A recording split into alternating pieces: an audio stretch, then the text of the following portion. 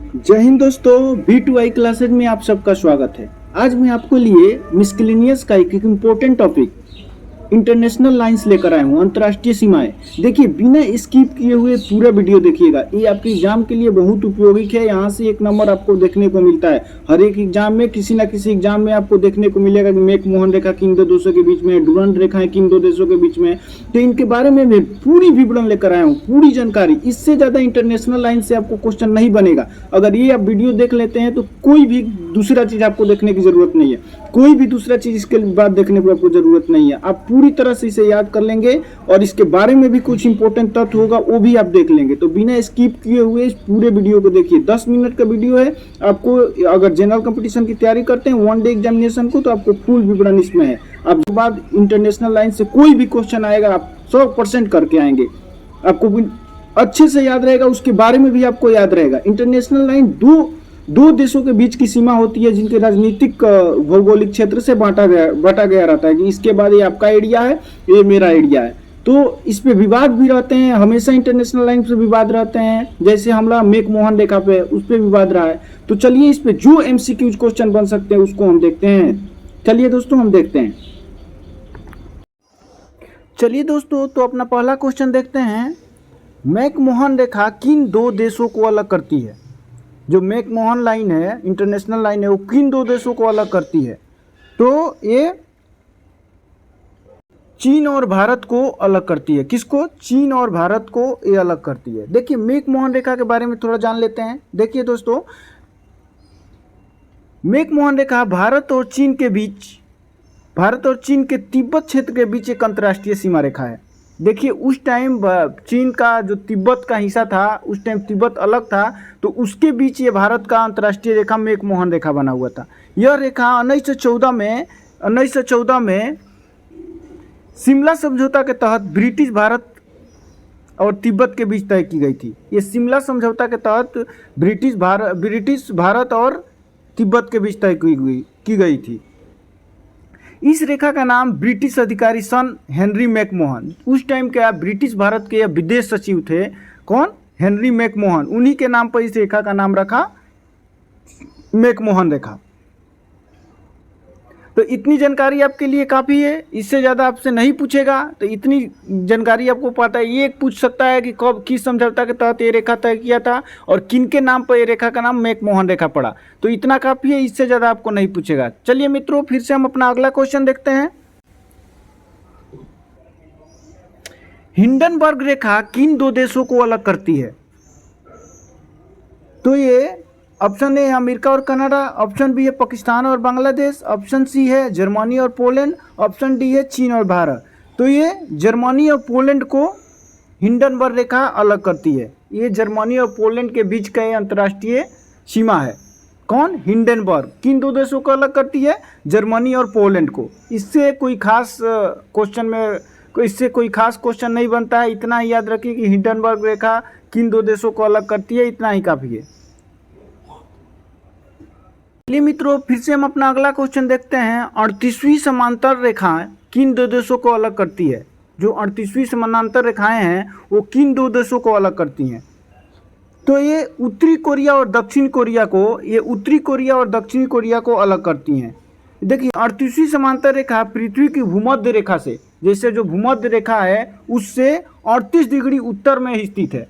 जैसे भूमध्य रेखा जो है उससे उत्तर में 38 डिग्री पर स्थित है, इसीलिए उसको 38वीं समांतर रेखाएं बोला जाता है। ये कोरियाई द्वीपों को अलग करती है, ये ऐतिहासिक कोरियाई द्वीपों को अलग करती है। दक्षिण कोरिया और उत्तर कोरिया को ये एक दूसरे को अलग करती है। इंटरनेशनल लाइन है। इतना इससे क्वेश्चन बनेगा, इतना तक ही देखिए। 38वीं समांतर रेखाएं किन दो देशों को अलग करती है? तो दक्षिण कोरिया और उत्तर कोरिया को ये अलग करती है। चलिए मित्रों, फिर से हम अपना अगला क्वेश्चन देखते हैं। मैग्नॉट रेखा किन दो देशों को अलग करती है? मैग्नॉट रेखा किन दो देशों को अलग करती है? तो ये जर्मनी और फ्रांस को मैग्नॉट रेखा एक दूसरे को अलग करती है। ये इंटरनेशनल लाइन किसके हैं? जर्मनी और फ्रांस के बीच के रेखा को मैग्नॉट रेखा है, जो इंटरनेशनल बॉर्डर है उन लोगों का, जर्मनी और फ्रांस का। तो ऑप्शन नंबर सी हमारा सही होगा। जर्मनी और फ्रांस को ये अलग करती है मैग्नॉट रेखा। इनसे कुछ हमारे एग्जाम में क्वेश्चन बन सकते हैं, वो भी देख लेते हैं। यह फ्रांस ने जर्मनी से अपनी रक्षा के लिए बनाया था। जो फ्रांस ने उस टाइम, जर्मनी बहुत वर्चस्व वाला देश था, स्ट्रॉन्ग देश था, तो उससे बचाव के लिए फ्रांस ने इसे मैगिनॉट रेखा को बनाया था। इसका निर्माण प्रथम युद्ध के समय, प्रथम युद्ध के बाद 1929 से 1938 के बीच में किया गया था। यह रेखा फ्रांस की पूर्वी सीमा पर स्थित थी, विशेषकर जर्मनी और लक्जमबर्ग की ओर है। देखिए, इससे इतना ही क्वेश्चन बनेगा हमारे देखने से कि मैगिनॉट रेखा किन दो देशों को अलग करती है, और ये रेखा कौन, याद रखिए कि मैगिनॉट रेखा किन दो देशों को अलग करती है। थोड़ा ज़्यादा जानकारी के लिए भी आप देख सकते हैं। चलिए मित्रों, फिर से हम अपना अगला क्वेश्चन देखते हैं। 49वीं समांतर रेखाएं किन दो देशों के बीच है, किन दो देशों के बीच है। 49वीं समांतर रेखाएं किन दो देशों को अलग करती हैं, चाहे किन दो देशों के बीच में है, एक ही क्वेश्चन है। तो ये अमेरिका और कनाडा के बीच में है। 49वीं समांतर रेखाएं अमेरिका और कनाडा के बीच में है। किसके बीच में है? अमेरिका और कनाडा के बीच में 49वीं समांतर रेखाएं हैं। ये अमेरिका और कनाडा को अलग करती हैं। देखिए, इसके बारे में थोड़ा देख लेते हैं। यह रेखा उत्तरी गोलार्ध में अक्षांश की 49 डिग्री उत्तर रेखा में है। देखिए, जो 38वीं समांतर रेखा था वो भूमध्य रेखा से 38 डिग्री उत्तर में जाने पर वो 38वीं समांतर रेखाएं था, लेकिन यह 49वीं समांतर रेखाएं यह उत्तरी गोलार्ध में अक्षांश की 49 डिग्री उत्तर रेखा है। इसे कनाडा और अमेरिका के बीच की सीमा तय करने के लिए उपयोग किया गया है। यह रेखा प्रशांत महासागर से लेकर लेक ऑफ द वुड्स तक जाती है। थोड़ा और आगे देखते हैं मित्रों। ये 1818 की संधि के तहत ब्रिटेन और अमेरिका ने तय किया कि 49वीं समांतर रेखा उत्तर में ब्रिटेन का इलाका और दक्षिण में अमेरिका का इलाका होगा। उस टाइम देखिए ब्रिटिश का उपनिवेश था, कनाडा उस टाइम ब्रिटिश का उपनिवेश था, तो उस टाइम इंटरनेशनल लाइन भी उस टाइम सत्ता जब ब्रिटिश के पास है तो वहीं तय करेगा।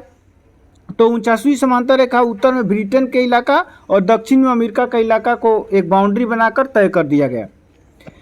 यह सीमा अलास्का को छोड़कर बाकी मुख्य भूमि पर लागू होती है। ये अलास्का वाले क्षेत्र को छोड़कर जो मुख्य भूमि है उस पर यह सीमा लागू होती है। यह रेखा ब्रिटिश कोलंबिया और वाशिंगटन राज्य जैसे क्षेत्रों को अलग करती है। कई जगहों पर सीधी रेखा बाउंड्री के रूप में दिखाई देती है। ये दुनिया की सबसे लंबी असैन्य सीमा है। ये आपके लिए इंपॉर्टेंट है।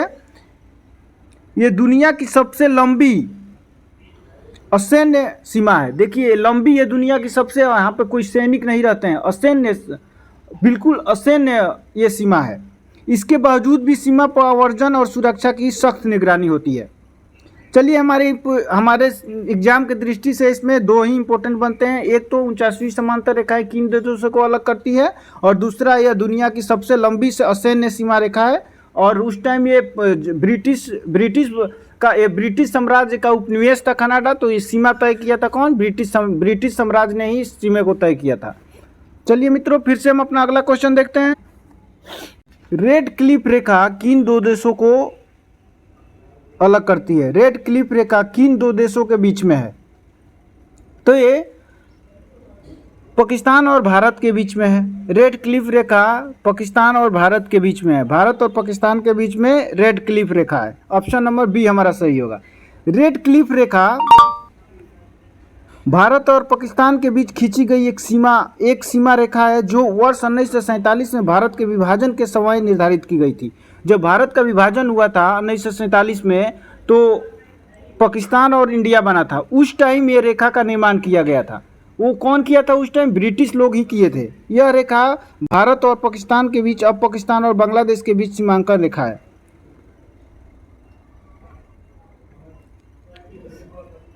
इस रेखा का नाम सर साइरिल रेडक्लिफ के नाम पर रखा गया, जो एक ब्रिटिश वकील थे। इस देखिए, ये इंपॉर्टेंट है कि यह रेखा का नाम सर साइरिल रेडक्लिफ के नाम पर रखा गया था, जो एक ब्रिटिश वकील थे। इन्होंने 5 सप्ताह में यह रेखा तय किया था। जब उन्होंने इसके पहले भारत का कोई दौरा नहीं किया था, और 5 सप्ताह में आकर ये भारत के इंटरनेशनल रेड क्लिफ का निर्माण कर गए। ये अभी भी विवादास्पद है, यहाँ अभी भी विवाद चलते रहता है। इसको पाकिस्तान मानने के लिए रेडी नहीं रहता है।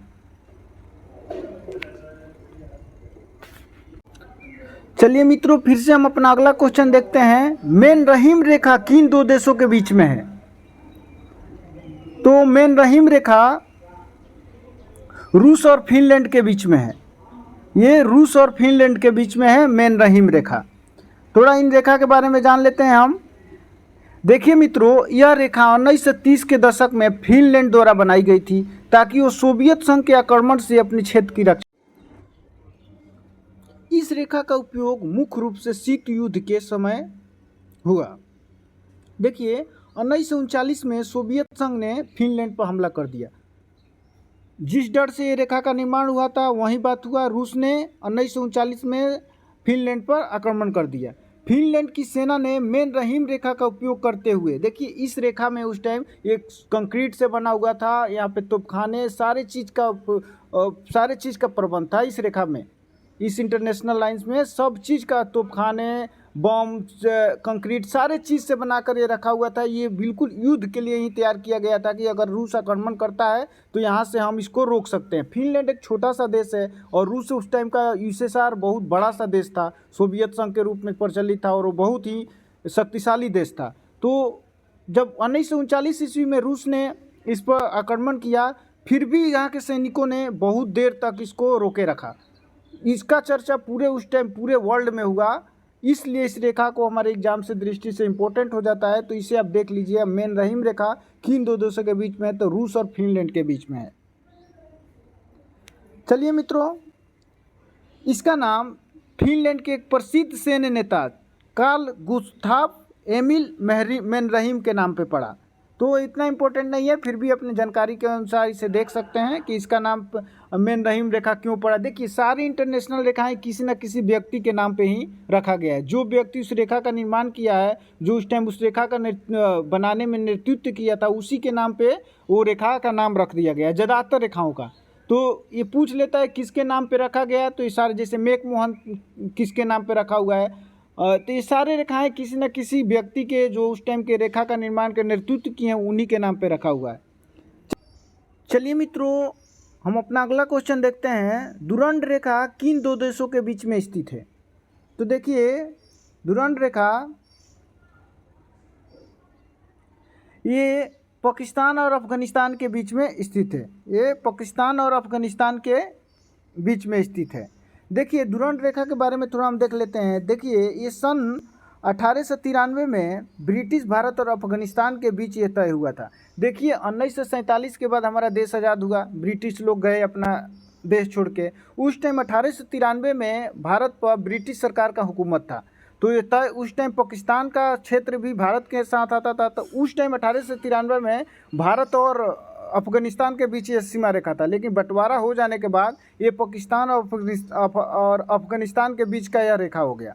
देखिए अभी भी ये विवादास्पद है, ये अफगानिस्तान नहीं मानता है ये डुरंड रेखा को, वो हमेशा इस पे विवाद होते रहता है इस इंटरनेशनल लाइंस पे। देखिए इसे ब्रिटिश राज के अफसर सर हेनरी डुरंड इन्हीं के नाम पर इस रेखा का नाम पड़ा हुआ है, सर हेनरी डुरंड। उस टाइम के ये विदेश सचिव थे।